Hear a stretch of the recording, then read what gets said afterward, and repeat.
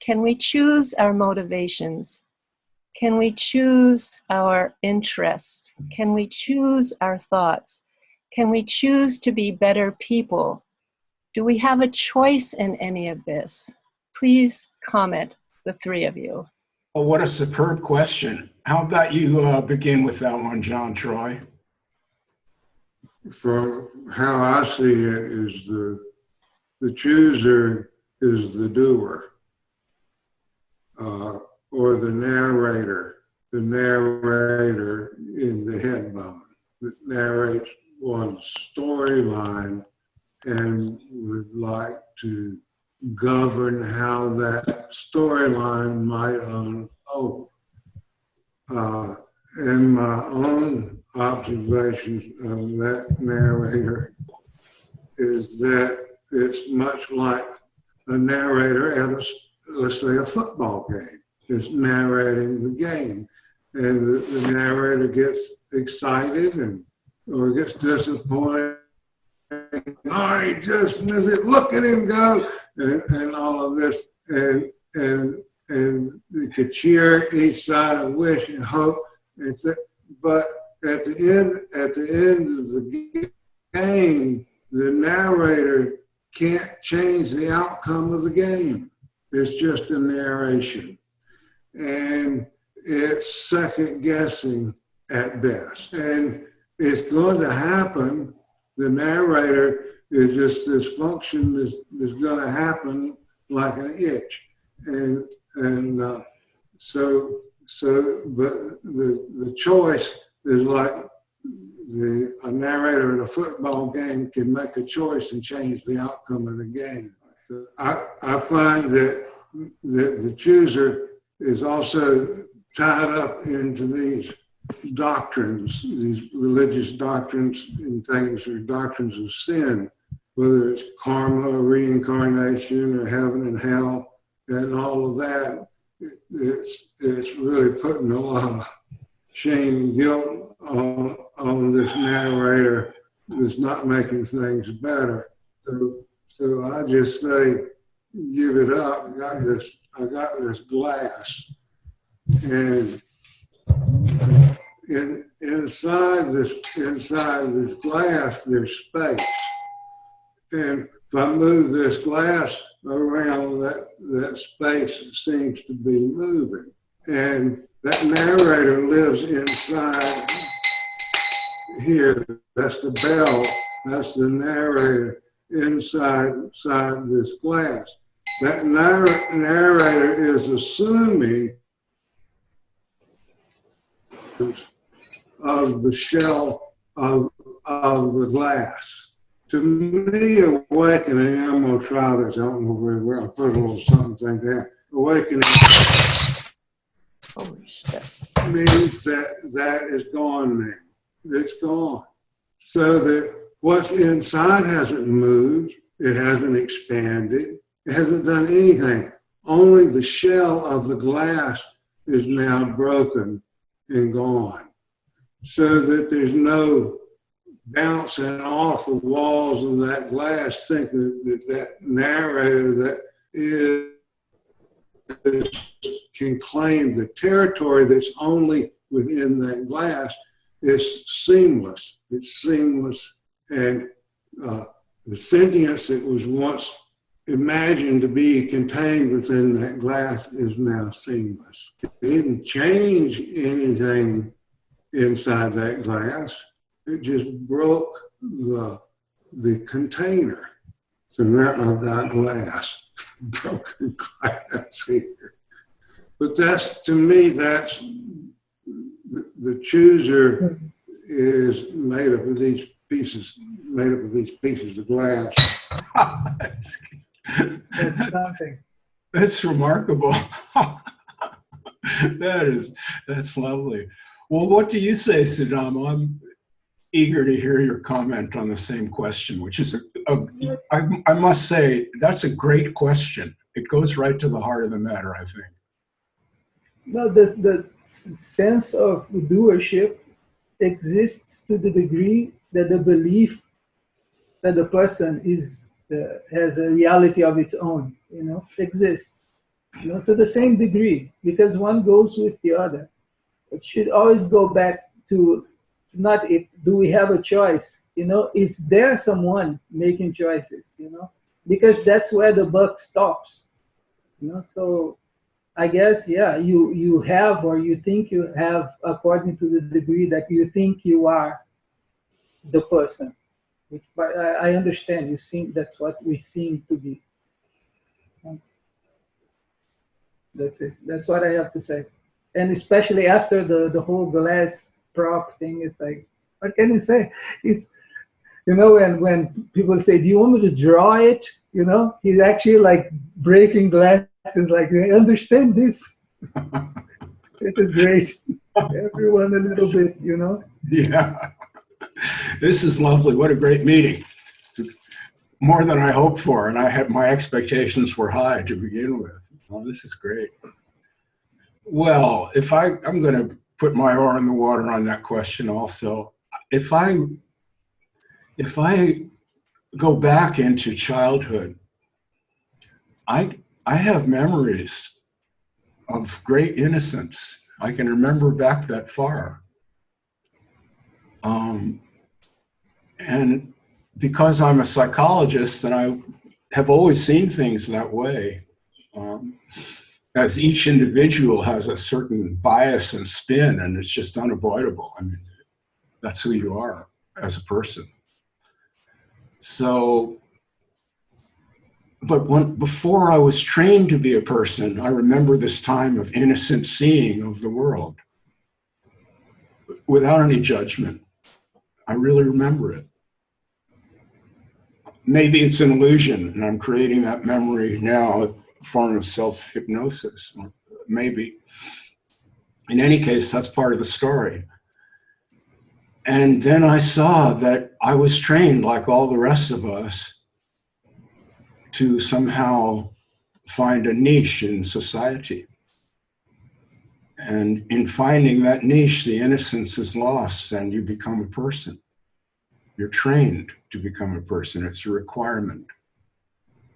And the training may be more or less gentle or more or less harsh, but we're all in a hypnotic trance. However that was enforced in childhood, might be ugly or sweet, but it's the same trance. And the trance is that you take this ghost in the machine to be a speaker. But really, there is no speaker. There's only speaking. That's what the word person means, right? Yes, the persona was the Greek, in Greek tragedy, the persona was the mask, and those masks had a megaphone for the mouth because those actors, they didn't have any audio equipment. They had to just go for it.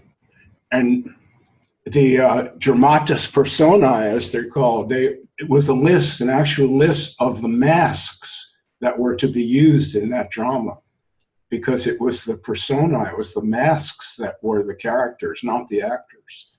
The actors were just the personifying those personas, you know.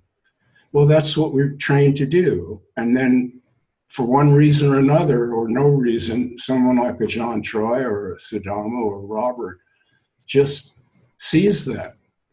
And in the very seeing of it, it falls apart. You understand that you've just been dreaming this commitment to this ghost. But meanwhile, there's a myself that isn't a ghost.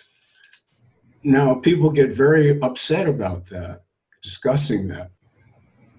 And I have no help for that. I mean, if you're going to get upset, you will. It's not my fault. But what I'm saying is there's nothing to be upset about, really. The more the myself is seen through and disappears, the more beautiful your life will become. It's an automatic, really. I see it that way. So that's what I have to share, that you can just be an ordinary person like Sudamo or John or Robert, and at the same time have a vision that just makes all of that unimportant. but it's still there, and it has to just Right. have. It has to have the personality it has. It's not a question of cleaning anything up. It's not about that. It's not about being nice. We have to take the moral judgment out of it. You're going to do what you do anyway. It's unavoidable. So I guess that's the answer. That's the deep answer to the question. Yeah, it's unavoidable. I don't think you can really choose to do good or not do good.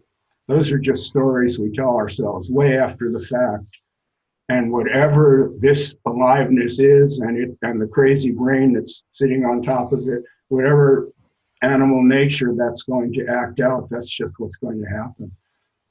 As the Greeks used to say, the ancient Greeks, you can throw nature out with a pitchfork, but she'll always come back again. And that's my attitude. You just have to live in a natural way and allow that aliveness to express itself as it must. And don't put some spirituality on top of it, like a carpet where you can sweep all the dirt under there. Just what John Troy was talking about. That's just this container. That's where all the shame and guilt is kept, in the glass. Thank God you broke it just in time. All right, I've said enough. I like to open the floor a bit more broadly if there's someone who'd like to comment. Again, I think one of the problems we have is that we're trying to use words that are part of this hypnosis, if you will, to describe states that are kind of outside this hypnosis. And since we've been learning our whole lives to use these particular sets of judgments and analysis and so on, it makes it sometimes possible for a lot of confusion. I came into this idea of awakeness through I had a lot of experiences younger racing cars particularly, and you get into a state called what you call Satori, or which is a long-term kensho in my thing. And it wasn't until some years later that I came across, particularly with Gurdjieff and Hiddeslin and people like that, that I realized what was happening. I knew the state of the Satori, of being in the state where you aren't there anymore. It's too dangerous to have any thoughts about yourself. It's only happening. And you're there in the car going, and it's very quick. And if you think about it, you probably crash. And what I noticed when I was with a lot of professionals, I spent a lot of time around Formula One, is that when people came out of the state, in other words, when they stopped the car after the race, and I knew all of these Formula One drivers in the 60s and 70s, then they thought they were the doer. In fact, they weren't the doer. They were in a place where it was happening, and it was fantastic. But then when they came out of that space, it's no longer dangerous, then their body, mind, or ego, or whatever you want to call it, assumed that they had actually done that rather than participated in its happening. So that's when there is no doer. In an emergency, we're all there automatically. Exactly. We don't have to train ourselves through yoga or whatever. It's just you swerve your vehicle if someone's coming right at you. It just happens. There's not a you that swerved it. Swerving happens. Yes. Exactly. Except the point is that depending on how strong you are in that moment, when you see something like a child running across the road, I think it was an example in Grand Prix, the movie I worked on for years, where there was, and I know people that have crashed that way, is that if you're completely in that moment, that swerve happens, the best possible, say, ability to avoid hitting the child. But if you suddenly panic and drop down into, quote, yourself, you can no longer react as fast. Time speeds up, and you're liable to hit the child or have an accident or something similar. So there's this feeling, in a way, that time has slowed down. Everything has become slow. That's right. It actually has, in a way, because your perception it looks much slower than, and then when you drop into your personality, or in other words, you go lower down, and it's no longer happening, and you think you're somehow involved, this little you, then time speeds up, and you can't react in that space. So the strength of the Satori is also traditionally the strength of the great racing drivers who could say, like from my friend Sterling Moss, who could race open road in Italy through the most incredible fucking unbelievable conditions and not hit anything because they never lost that space of not being there, of only being in the happening itself. Just when I first saw that, then I realized the attraction of this kind of, someone said something about superhero kind of stuff. That's what people think is happening.